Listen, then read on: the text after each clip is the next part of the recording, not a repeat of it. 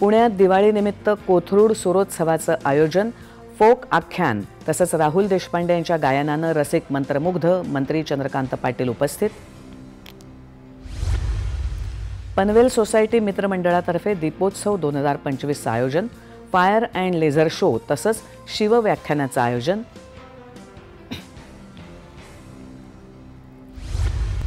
रायगड जिल्ह्यातल्या महाड तालुक्यात सामाजिक संस्थांच्या सहकार्यातून आचळोली या अतिदुर्गम आदिवासी पाड्यावर दिवाळी फराळाचं केलं वाटप. कोल्हापुरात दिवाळीनिमित्त कळंब कारागृहातील बंदीजनांनी बनवलेल्या वस्तूंचं प्रदर्शन आणि विक्री, माफक दरात वस्तू विक्रीसाठी उपलब्ध.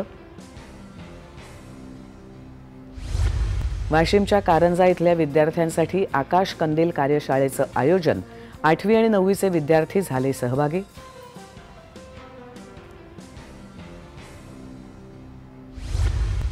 सांगली जिल्हा वार्षिक योजनेअंतर्गत यंत्रणांच्या कामकाजाचा पालकमंत्री चंद्रकांत पाटील यांनी घेतला आढावा. 31 ऑक्टोबरपूर्वी मान्यता घेण्याचे दिले निर्देश. आणि पणन मंत्री जयकुमार रावल यांच्या हस्ते शिंदखेडा इथे 23 कोटी खर्चाच्या पाणीपुरवठा योजनेचं भूमिपूजन. शिंदखेड्याला स्मार्ट शहर बनवणार असल्याची केली घोषणा.